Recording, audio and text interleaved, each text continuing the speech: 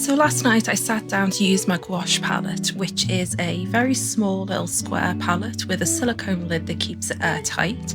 And I had the unpleasant discovery that one of the paints, the Prussian blue, had grown mould. So that is currently soaking in bleach, and we will not speak of that again. Today, what I thought I'd do is I'm going to bite the bullet and use this palette, which I got, I think, either Temu or AliExpress. It's plastic and fairly weighty, so it's not too flimsy. You can take out this portion and have an extra mixing palette, or just clean it easier. And you can also take out the tray with all the wells in for the paints, but to be truthful, I can't see me needing to do that. And what I thought I'd do is, I've been meaning to try this out, but I've been putting it off because I really liked my small, very travel-friendly palette. But I've bought this and I can fit in more of the paint that I already have. So I thought, why not give it a go now? The mould has spoken. So to start with, what I wanted to show you was my swatch folder. Now, you've seen this before in my watercolour videos.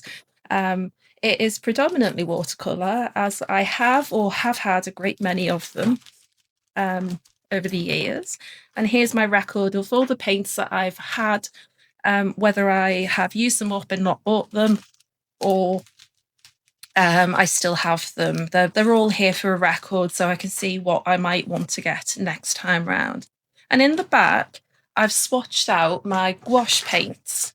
Now, as you can see, there's far fewer gouache than my watercolour collection.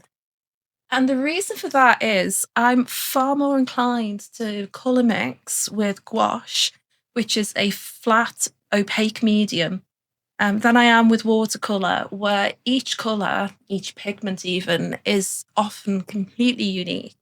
And the degree of granulation, the separation of different colour pigments, any flocculation, all of that is totally unique to each pigment. So there's a very good reason that you might have 10 different blues that look like they're in the ultramarine family, but they can act very, very differently when mixed or used on their own. But with gouache, I have a more or less split primary with a couple of colours that I bought to try and won't repurchase. The Naples yellow and Schminker titanium gold ochre, for example, are just paler and darker versions of one another, so I wouldn't need them both. I'm planning on using up my burnt umber and replacing that. And I'm not entirely sure that I need all of those blues up there, but I have the paints, I want to use them, so let's get started. So as I like to do when I'm setting up a new palette, I grab a piece of scrap paper, draw out the spaces that I've got available, and start putting in where I think I want my colours to be. So I've already done that. I've scribbled it down in what I consider a sensible colour order, but of course everyone is different.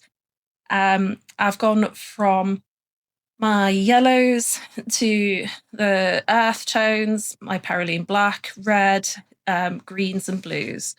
And then there's plenty of mixing space in the middle. Here are the supplies that I'm going to be putting in that new paint palette. Of course, I've got my gouache, but also I've got a few other items that I'm going to find useful. The first of which is a bottle of glycerin, which you will find in the baking supply aisles of most supermarkets here in the UK. And to use this, I have a metal skewer, which I will take a drop of the glycerin from and add it to each of my paints. This is to keep it soft, as some of them do have a tendency to dry extremely hard, and then they will crumble and fall out of your palette if it's less than airtight. To be truthful, I'm not entirely confident that the palette that I have bought is going to be airtight enough to keep my gouache damp, but we will only find out by doing this experiment. The next thing I wanted to show you was my spray bottle, which is filled with water, and a few drops of this clove bud oil. Clove is strongly antiseptic, and I use it to re-wet my paint, and when I've finished the painting session, as I really do prefer my gouache to be more moist and dried out between uses. I will soak my paints with this so that it goes away nice and damp and hopefully won't dry out too much, with the added benefit of the antiseptic properties of the clovewood oil. I have a metal palette knife, which I've had for many, many years. I think purchased from The Works, a cheap arts and crafts supply shop in the UK. My rag for cleaning, a tub of water, and my collection of gouache, which is really quite meagre compared to the number of watercolours I have in the box underneath this desk. But moving swiftly on. As I tend to do with all palettes, I start with my yellows first and then move around the colour spectrum from there. Most of my gouache are by Windsor and Newton, and the first one up is cadmium free lemon, which doesn't have any pigment information on the tube itself.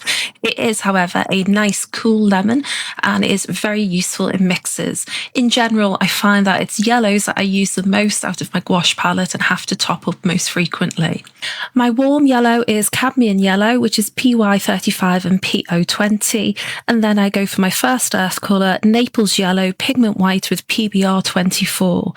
This is followed by Schmincke titanium gold ochre, which is just PBR24, so I can simply get this in future and add white to it when I want a paler mix. My two browns are the umbers by Windsor and Newton, first raw and then burnt, which are made from the same pigments PY42 and PBR7. So in future, I will stick with my burnt umber as it is a darker value and I can always make it lighter if I need to.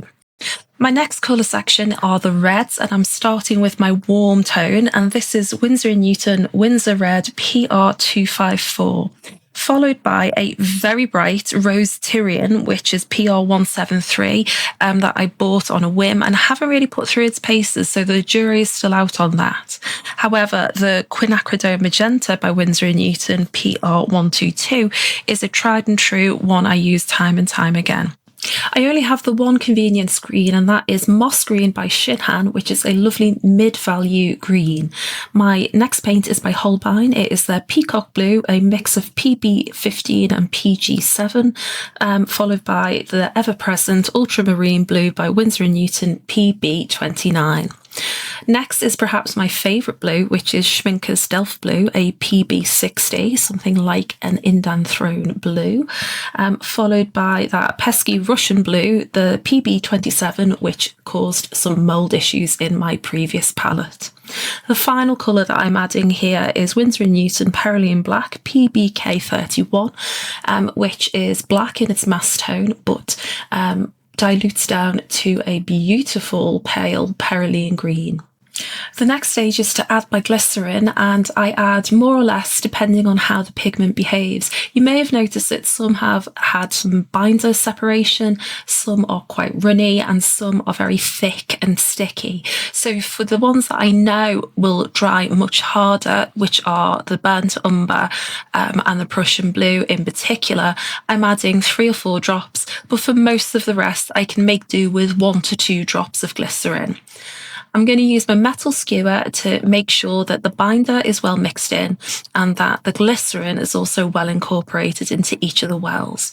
It's also much less wasteful than using a paintbrush, which would use up a lot of your paint. For most of my paints, you'll find that I'm only needing to use metal skewer to mix it in, as there's plenty of flow there and I don't need to encourage it too much to mix with its binder and the glycerin.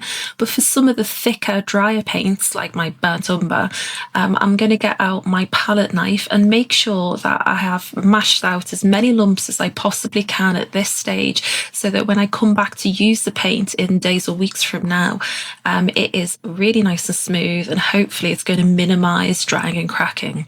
Well, that's my theory anyway. We'll see if it works. I'll certainly report back and let you know how it gets on. My previous gouache palette was really quite small, and the mixing space was slightly smaller than 4 inches squared, so it was getting quite difficult to do anything larger than something on an A6, A5 scale, which involved much colour mixing at all. So this palette has plenty of mixing space in those 2 mixing wells and in the lid, But also, one of the things that I really like about it is how the paint wells are angled towards the back, so you can have a thicker amount of paint there, and then you can draw up towards the edge just about as much paint as you would like with your paintbrush and a little water, so you can keep it nice and clean and only use the amount of paint that you wish.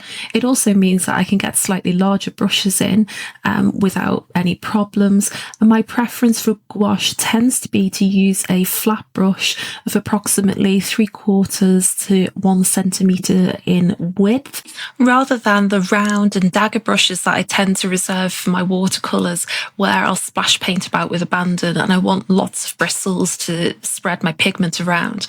Whereas with gouache, whilst I am still quite free with it, I am controlled in how I apply paint to the page, and the flat brush is just nice and simple and straightforward, and I go back to it time and time again. So flat brushes it is for me. As for the colour choices in this palette, I do have a predilection to blue. It's my favourite colour, and I can't help myself. If I see a pretty blue, I have to buy it, even if I really don't need it, and it's just a subtle variation on another, as truly the ultramarine and death blue certainly are. However, I have warm and cool yellows, reds and blues. I have a couple of convenience mixers and some earth tones, and I've got a very dark tone in my perylene black, which leans towards green as opposed to black, so it gives much more natural darks when mixed.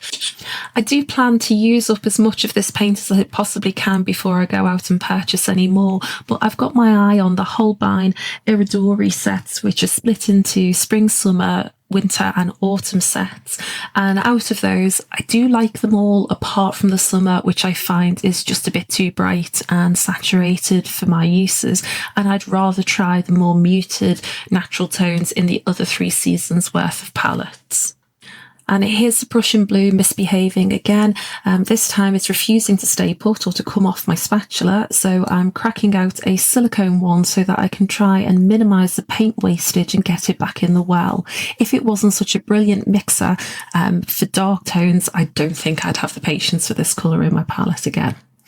Next up, I'm going to need a colour chart. So here I am drawing out a little grid to match the number of wells I've put paint into, so that I can swatch out my colours and keep it with the palette as I'm working. For my watercolour paint, I will swatch my colours onto proper watercolour paper so that I can see how they perform and how the granulation in particular looks on cold press cotton paper. But for gouache, I simply use this heavyweight cartridge paper by C. White of Brighton that I buy in a pad and cut to size. It's more than adequate for gouache, as you don't really use it for the granulation and flocculation you get with watercolour, although you can get some of that if you want to spend the money on Daniel Smith gouache, which is really outside of my price range. Here I am laying down little squares of colour. I'm not bothering to dilute one end and leave the other more mass tone as I would for watercolour. It's just really for a colour reference. You'll find that there is a colour shift as the paint dries with gouache, and that lighter colours tend to dry darker, and darker colours, really annoyingly, will dry much lighter than they are in the pan. So really all I need is a little aide-memoire to remember whether I want to add in something to make my paint lighter or darker as I'm working on a piece. The eagle-eyed amongst you will have noticed that there's a lone tube of gouache just sat on my paper there, and that is the very naughty, very badly behaved Windsor & Newton cobalt turquoise light. Now, this is a beautiful teal that is incredibly difficult to mix, so it's really one of those colours that you just have to fork out the cash for and buy it. However, it comes with a caveat. This paint is so runny that if you don't leave your palette completely flat and your seal isn't completely airtight, it will run everywhere. Ask me how I know. I've ruined a gouache palette more than once by forgetting that I shouldn't add any glycerin to this paint. And in fact, even just the water from using the palette time and time again can dilute it down enough that it misbehaves and spreads into the other world.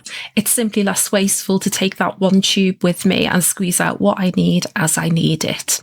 The big question for me is whether this palette will be airtight enough to keep my paint damp and workable for weeks and months to come as my previous one did, but I'll report back in a few weeks and let you know how it gets on.